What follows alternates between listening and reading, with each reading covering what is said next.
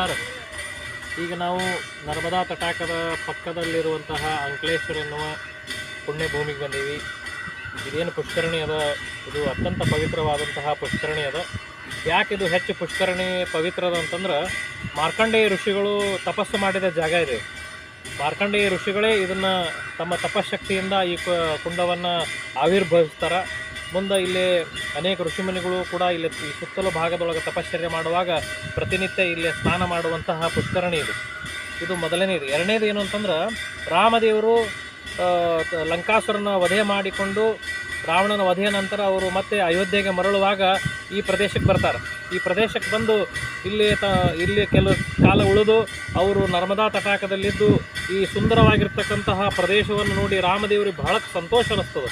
ಆವಾಗ ಅವ್ರು ಏನು ಮಾಡ್ತಾರೆ ಅಂತಂದ್ರೆ, ಅನೇಕ ದಿವಸಗಳ ಕಾಲ ರಾಮ ದೇವರು ಸುತ್ತ ಇಲ್ಲಿ ವಸತಿ ಮಾಡಿದಂತಹ ಪುಣ್ಯ ಭೂಮಿ ಅದ ಇದು. ಹಿಂಗಾಗಿ ಇದಕ್ಕೆ ರಾಮಕುಂಡ ಅಂತಲೂ ಇದಕ್ಕೆ ಕರೀತಾರೆ.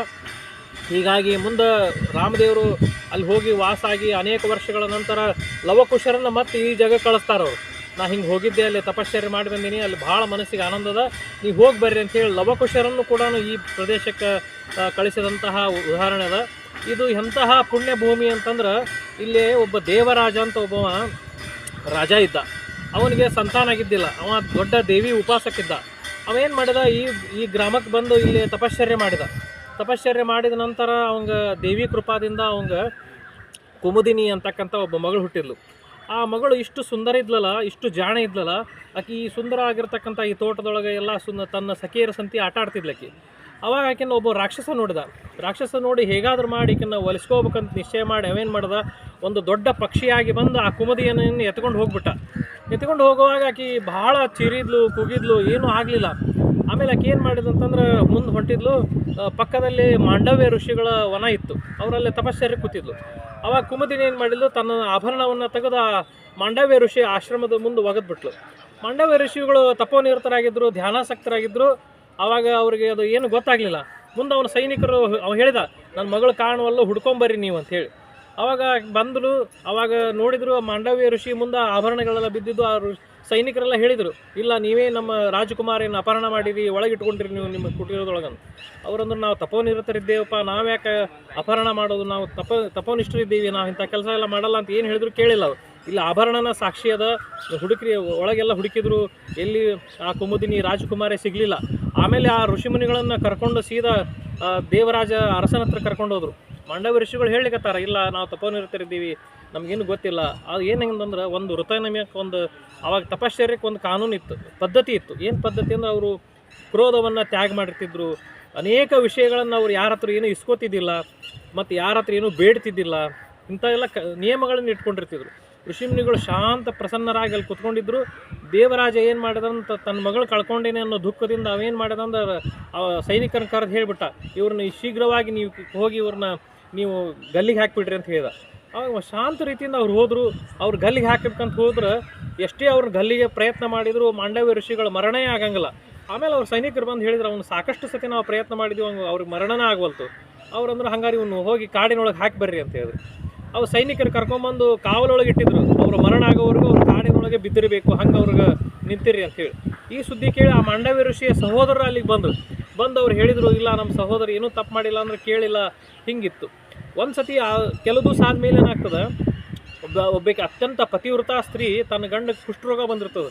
ಆಕೆಗೆ ಯಾರೋ ಸುದ್ದಿ ಹೇಳ್ತಾರೆ, ಹಿಂಗೆ ನರ್ಮದಾ ತಟಾಕದೊಳಗೆ ಸ್ನಾನ ಮಾಡೋದ್ರಿಂದ ಮತ್ತೆ ಅವರಿಗೆಲ್ಲ ರೋಗಗಳು ನಾಶ ಆಗಿ ಅವರು ಉತ್ತಮ ರೀತಿಯಾಗಿ ಸುವರ್ಣ ಕಾಂತಿಯುಕ್ತರಾಗ್ತಾರ ಅನ್ನೋ ಸುದ್ದಿ ಕೇಳಿ ಆಕೆ ತನ್ನ ಗಂಡನ ಹೆಗಲ ಮೇಲೆ ಕೂಡಿಸ್ಕೊಂಡು ಹೊಂಟಿರ್ತಾಳೆ. ಹೇಗಾದರೂ ಮಾಡಿ ನನ್ನ ಗಂಡನ ಉಳಿಸ್ಕೋಬೇಕಂತೇಳಿ ಕತ್ತಲದೊಳಗೆ ಈ ಮಾಂಡವ್ಯ ಋಷಿಗಳು ಮಲಗಿರ್ತಾರೆ. ಆಕೆ ಕಾಣೋದಿಲ್ಲ. ಆಕೆ ಏನು ಮಾಡ್ತಾಳೆ, ಅವನ ಗಂಡನ ಹೊತ್ಕೊಂಡು ಬಂದು ಎಡವಿ ಆ ಮಾಂಡವ್ಯ ಋಷಿ ಮೇಲೆ ಗಂಡನ ಬೀಳಿಸ್ಬಿಡ್ತಾಳೆ. ಆ ಮಾಂಡವ್ಯ ಋಷಿಗಳ ಕಾಲ ಮೇಲೆ ಬಿದ್ದದಕ್ಕೆ ಅವರು ನೋವು ಆಗ್ತದೆ. ಅವ್ರು ಕೂಗಿ ಎದ್ದು ಕೂಡ್ತಾರೆ. ಆವಾಗ ಅವರು ಸಹೋದರ ಇರ್ತಾರಲ್ಲ, ಅವ್ರು ಭಾಳ ಸಿಟ್ಟು ಬರ್ತದೆ. ಸಿಟ್ಟು ಬಂದ್ಕೊಳ್ಳಿ ಅವ್ರು ಆಕೆಗೇನು ಶಾಪ ಕೊಡ್ತಾಳೆ ಅಂದ್ರೆ, ನಾಳೆ ಬೆಳಗ್ಗೆ ಆಗೋವರೆಗೂ ನಿನ್ನ ಗಂಡ ಮರಣ ಆಗಿಬಿಡ್ಲಿ ಅಂತ ಶಾಪ ಕೊಡ್ತಾಳೆ. ಆಕೆ ಇಷ್ಟು ಪತಿವ್ರತ ಶಕ್ತಿ ಇರ್ತದಲ್ಲ, ಆಕೆ ಹೇಳ್ತಾಳೆ, ನಾಳೆ ಸೂರ್ಯೋದಯ ಹೆಂಗೆ ಆಗ್ತದೆ ನಾನು ನೋಡ್ತೀನಿ, ನನ್ನ ಗಂಡನ ಮರಣ ಹೆಂಗೆ ಆಗ್ತದೆ ನಾನು ನೋಡ್ತೀನಿ ಅಂತ ತಿಳ್ಕೊಂಡು ಆಕೆ ಏನು ಮಾಡ್ತಾಳೆ ಅಂತಂದ್ರೆ, ಧ್ಯಾನಾಸಕ್ತನಾಗಿ ತಪೋನಿರತರಾಗಿ ಕೂಡ್ತಾಳೆ. ಸೂರ್ಯೋದಯನೇ ಆಗಂಗಿಲ್ಲ. ಒಂದು ದಿವಸ ಕಳೀತದೆ, 2 ದಿವಸ ಕಳೀತದೆ, ಎಲ್ಲ ಇಡೀ ಪ್ರಾಂತದೆಲ್ಲ ಭಯಭೀತರಾಗ್ತದೆ. ಸೂರ್ಯ ಬರಲಿಲ್ಲ ಅಂದ್ರೆ ಜಗತ್ತು ಹೆಂಗೆ ನಡಿಬೇಕು. ಆಮೇಲೆ ಏನು ಮಾಡ್ತಾರೆ, ಮಾಂಡವ್ಯ ಋಷಿಗಳು ಧ್ಯಾನಾಸಕ್ತಿ ಕೂತಿರ್ತಾರೆ, ಅವ್ರ ಕಡೆ ಬರ್ತಾರೆ, ಏನು ಸೂರ್ಯೋದಯ ಆಗವಲ್ತು. ಅವಾಗ ಅದೇ ಮಾಂಡವ್ಯ ಋಷಿಗಳೇ ಧ್ಯಾನಾಸಕ್ತರಾಗಿ ಕುತ್ಕೊಂಡ ಮೇಲೆ ಬ್ರಹ್ಮನನ್ನು ಆಹ್ವಾನ ಮಾಡ್ತಾರೆ. ಇದೇ ಸ್ಥಳದೊಳಗೆ ಬ್ರಹ್ಮ ಬರ್ತಾನೆ. ಬ್ರಹ್ಮದೇವರು ಬಂದು ಅವಾಗ ಹೇಳ್ತಾನೆ, ಇಲ್ಲ ಸೂರ್ಯದೇವನಿಗೆ ಆಜ್ಞೆ ಮಾಡ್ತಾನೆ. ಮತ್ತೆ ಸೂರ್ಯ ಉದಯ ಆಗ್ತದೆ. ಆಮೇಲೆ ದೇವರಾಜಿಗೆ ಗೊತ್ತಾಗ್ತದೆ, ನಾ ಇಂಥ ತಪೋನಿಷ್ಠರಾಗಿರ್ತಕ್ಕಂಥ ಒಬ್ಬ ಋಷಿನ ಕರ್ಕೊಂಬಂದು ಇಂಥ ಶಿಕ್ಷೆ ಕೊಟ್ಟನೆಲ್ಲ ಅಂತ ಹೇಳ್ಕೊಂಡು. ಆಮೇಲೆ ಅವ್ರು ಹೇಳ್ತಾರೆ, ಇಲ್ಲ ನನ್ನ ತಪ್ಪಾತು, ನಿಮ್ಮ ಶಕ್ತಿ ಸಾಮರ್ಥ್ಯ ನನಗೆ ಅರಿವಾಗಲಿಲ್ಲ, ನನ್ನ ಮಗಳು ಎಲ್ಲಿದ್ದಾಳ, ಇಲ್ಲ ಹಿಂಗೊಂದು ಪಕ್ಷಿ ತೊಗೊಂಡು ಹೋಗ್ಯದ, ಆ ದಿನ ನಾನು ಏನಾರು ಕೇಳಿದ್ರೆ ನಾನು ಈಗ ಉಪಾಯ ಹೇಳ್ತಿದ್ದೀನಿ, ದುಡುಕ್ ಸ್ವಭಾವದಿಂದ ಇಂಥದ್ದೆಲ್ಲ ಮಾಡಿ ಅಂತಂದಮೇಲೆ ಅವಾಗ ಆ ಪಕ್ಷಿಗೆ ಅವರು ಆಜ್ಞೆ ಅಂತಕ್ಕಂಥದ್ದು ಮಾಡ್ತಾರೆ. ಮರಳಿ ಆ ರಾಜ್ಕುಮಾರ್ ಇದೇ ಪ್ರದೇಶಕ್ಕೆ ಬರ್ತಾರೆ. ಆಮೇಲೆ ಅವ್ರಿಗೆ ರಾಜ ಹೇಳ್ತಾನೆ, ಈಕಿ ನಿಮ್ಮಂಥ ತಪೋನಿರತರು ನನಗೆ ಹಳೆಯ ಆಗ್ಬೇಕಂತ ತಿಳ್ಕೊಂಡು ಅವ್ರು ಭಾಳ ಇಚ್ಛಾಗ್ತದೆ. ತನ್ನ ಮಗಳನ್ನ ಅವರಿಗೆ ಕೊಟ್ಟು ಮದುವೆ ಮಾಡಿದಂತಹ ಪುಣ್ಯ ಸ್ಥಳ ಅದ ಇದು. ಇಷ್ಟೆಲ್ಲ ಇದ್ರ ಮುಂದೆ ಒಂದು ದೇವ ಹಿನ್ನೆಲೆ ಅಂತಕ್ಕಂಥದ್ದು. ಇಲ್ಲಿ ಒಂದು ಪಕ್ಕಕ್ಕೆ ಇನ್ನೊಂದು ರಾಜಪಿಪ್ಪಲ ಅಂತ ಒಂದು ಊರದ, ಅದು ಬಹಳ ತಿಳ್ಕೊಳ್ಳೋವಂಥದ್ದು. ಯಾಕೆ ನರ್ಮದಾ ಸ್ನಾನ ಶ್ರೇಷ್ಠ, ಯಾಕೆ ನರ್ಮದಾ ನದಿ ಪುಣ್ಯ ಜೀವಿ ಅಂತಂದ್ರೆ, ಒಂದು ಗೂಗೆ ಇರ್ತದೆ. ಆ ಗೂಗೆ ಏನು ಮಾಡ್ತಿರ್ತದೆ ಅಂದ್ರೆ, ನಿತ್ಯವಾಗಿ ಅದು ನರ್ಮದಾ ತಟಾಕದೊಳಗೆ ಹಾರಾಡ್ತಿರ್ತದೆ ಆನಂದದಿಂದ. ನೂರಾರು ಕಾಗೆಗಳು ಏನು ಯೋಚನೆ ಮಾಡ್ತಾವಂದ್ರೆ, ಈ ಗೂಗೆಯನ್ನು ಸಾಯಿಸಿಬಿಡ್ಬೇಕಂತ ಯೋಚನೆ ಮಾಡ್ತಾವೆ. ಅದನ್ನು ಕೂಡ್ಲಿಕ್ಕೆ ಬಿಡಂಗಿಲ್ಲ, ನಿಲ್ಲಿಕ್ಕೆ ಬಿಡಂಗಿಲ್ಲ, ಹಣ್ಣು ತಿನ್ಲಿಕ್ಕೆ ಬಿಡಂಗಿಲ್ಲ, ಬೆನ್ನು ಹತ್ತದ. ಅದಕ್ಕೆ ಹಾರಾಡಿ ಸುಸ್ತಾಗಿ ಆ ನರ್ಮದೆಯೊಳಗೆ ಬಿದ್ದು ಸತ್ತೋಗ್ಬಿಡ್ತದೆ. ನರ್ಮದೆಯಲ್ಲಿ ಬಿದ್ದು ಸತ್ತಿದ್ದಕ್ಕೆ ಅದಕ್ಕೆ ಎಂಥ ಪುಣ್ಯ ಒಂದು ಯೋಗ ಬರ್ತದಂದ್ರೆ, ಕಾಶಿ ಒಳಗೆ ಒಂದು ದೊಡ್ಡ ರಾಜ ಆಗಿ ಹುಡ್ತದ.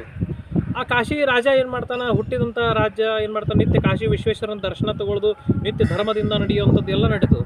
ಅವ್ನು ಒಂದಷ್ಟು ತಿಳ್ಕೊಬೇಕು ಅನ್ನಿಸ್ತದೆ, ನಾ ಏನು ಪುಣ್ಯ ಮಾಡೀನಿ ತಿಳ್ಕೊಂಡು ಕಾಶಿ ಒಳಗೆ ಹುಟ್ಟೀನಿ, ನಾ ಏನು ದಾನ ಧರ್ಮ ಮಾಡೀನಿ ತಿಳ್ಕೊಂಡು ನಾನು ಇಂಥ ಯೋಗ ಬಂದು ತಿಳ್ಕೊಬೇಕಂತ ತಿಳ್ಕೊಂಡು ಅನೇಕ ಋಷಿ ಮುನಿಗಳನ್ನು ಕರಿತಾನೆ. ಹೇಳ್ತಾನವ, ಏನಪ್ಪ ನಮ್ಮ ಏನು ಇಂಥ ಯೋಗ ಕೊಟ್ಟೋದಲ್ಲ, ನನಗೆ ಹಿಂದಿನ ಜನ್ಮದೊಳಗೆ ಏನು ನಾ ಪುಣ್ಯ ಮಾಡಿದ್ದು ಹೇಳ್ರಿ. ನೀ ಏನೂ ಪುಣ್ಯ ಮಾಡಿಲ್ಲ, ನೀ ಹಿಂದೆ ನರ್ಮದಾ ತಟಾಕದೊಳಗೆ ಒಂದು ಗೂಗಿದ್ದಿ, ಆ ನರ್ಮದಾ ನದಿಯೊಳಗೆ ಒಂದು ಸತಿ ನೀನು ಸ್ನಾನ ಮಾಡಿ ಅಲ್ಲೇ ಮರಣ ಆಗಿದ್ದಕ್ಕೆ ನಿನಗೆ ರಾಜ ಆಗೋ ಯೋಗ ಸಿಕ್ತು. ಆಮೇಲೆ ಅವ ಅನ್ಕೋತಾನ, ಅರೇ ಇದನ್ನು ತಿಳ್ಕೊಬೇಕಲ್ಲ ಅಂತ ತಿಳ್ಕೊಂಡು ಯಾರೇನು ಪುರಾಣ ಗ್ರಂಥಗಳನ್ನು ತೆಗಿತಾನ, ನರ್ಮದಾ ನದಿ ಬಗ್ಗೆ ಅಭ್ಯಾಸ ಮಾಡ್ತಾನೆ.